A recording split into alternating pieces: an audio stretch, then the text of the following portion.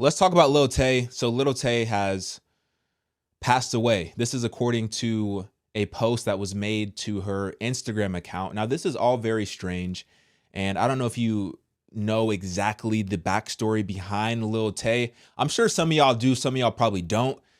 Lil Tay, she became successful because she was a 9-year-old who was flexing all this money, all these cars, this lifestyle.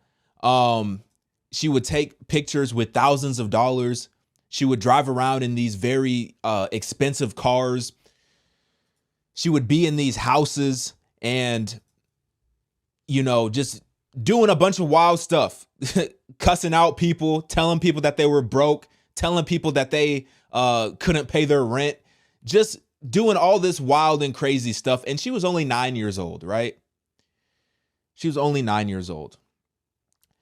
Eventually, what came out was that everything that she was doing, all of these crazy and wild antics that she was doing on social media, what came out was that her brother was the mastermind behind the scenes who was essentially pulling the strings and making her do these things.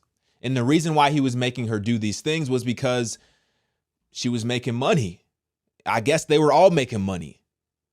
And they were profiting off this child, essentially, right?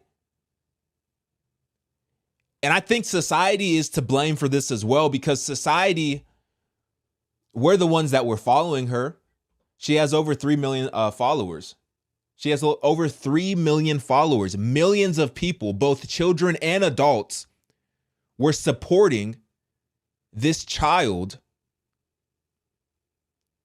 who was acting like an adult, being disrespectful for our entertainment. And we would support that. And we gave her a platform. And you can't blame Lil Tay. You can't blame Lil Tay because she was just a child. She was a child. And she was 9 years old. I have a 7-year-old.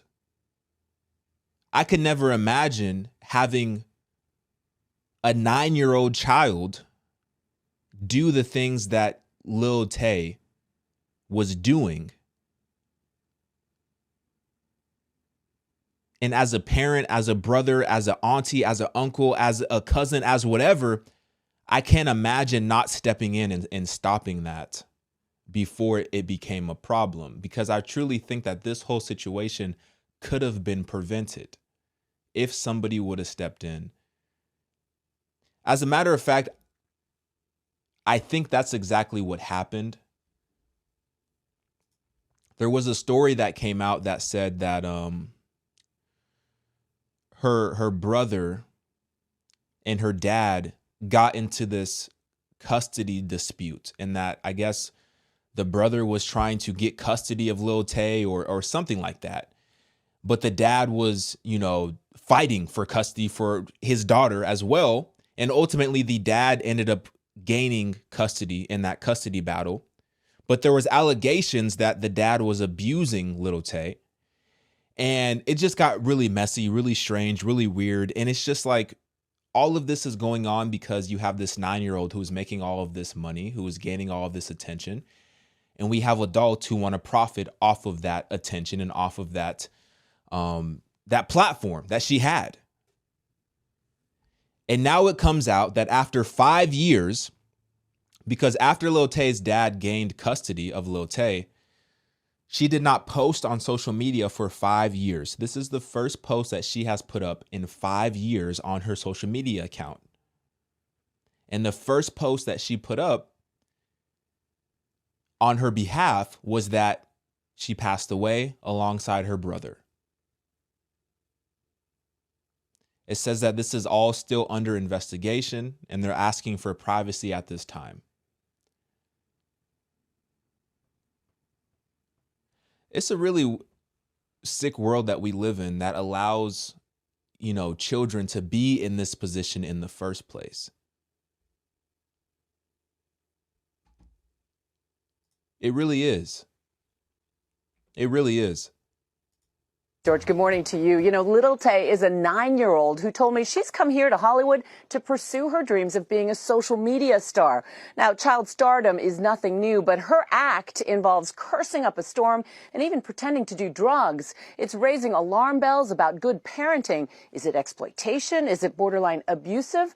I spoke with Little Tay, who says it's all her idea. Y'all saying I rent my cars? She's the 9-year-old whose outrageous stunts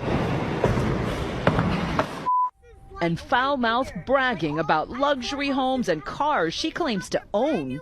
And now we be living in the hills. See that view? Y'all don't have that view. And I be holding your mama's ring. Who's getting tons of notoriety and a whopping 2 million followers on Instagram. George, good morning to you. You So know, that's Little Tay is that's what she would do. She would just flex on people. And I guess it came out that that wasn't even really her money. That wasn't her cars. I guess, allegedly, her mom worked for a very large real estate brokerage. And these were actually her clients' cars and her boss's money and her boss's homes. And Lil Tay and her brother would go into these properties and they would act like it was theirs. And that's essentially how, you know, they became successful, right? A lot of people don't even believe it is the concerning part. A lot of people don't even think that she passed away. A lot of people think that this is another stunt, another publicity stunt. I feel weird saying this, but I pray that it's not a stunt. And I'm not saying that I wish she passed away, but I just pray that this is not fake. I pray that they wouldn't use death as a way to get attention, especially when you're talking about the death of a 14-year-old, because that would be very wicked and demonic. Some people are saying that she passed due to this jet ski accident that just took place. Let me play this video. So I did find this article from Saturday, August 5th. Alberta teen dies after jet ski accident on Skaha Lake in Penticton. Okay, listen, I'm not Canadian. Don't come for me. 4 youths were seriously injured when 2 jet skis collided in the middle of the lake. 1 died from her injuries. So this is believed to be Little Tay, aka Claire Hope. It does say that the girl was a 14-year-old girl, and that's exactly how old Little Tay was. In a news release Saturday, Penticton RCMP said on August 4th, so that's Friday, 4 youths were seriously injured at around 8 p.m. when 2 jet skis collided in the middle of the lake. Oh, that is awful. Family members took the youths to the marina by boat where 2 off-duty doctors and paramedics treated them before taking them to the hospital.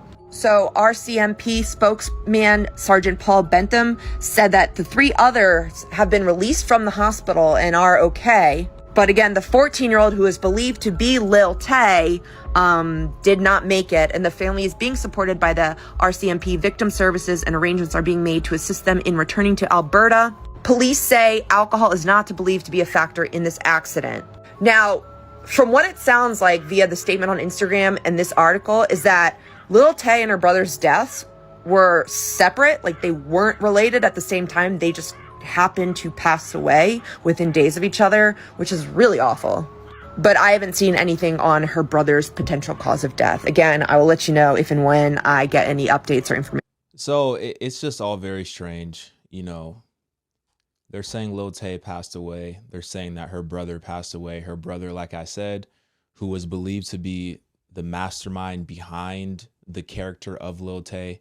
So it's just very strange to me that they would both pass away in the same week. It's just, and obviously we don't know. We only know what is being presented to us. We only have the information that we have. We're not going to know exactly what happened until probably another couple weeks or so. I did want to show you this though, which I thought it's just all weird. It's just all really weird. This is her YouTube page. The description of her YouTube page simply says, "Help me." I don't know. I don't know what to make of it. I don't know what to make of it.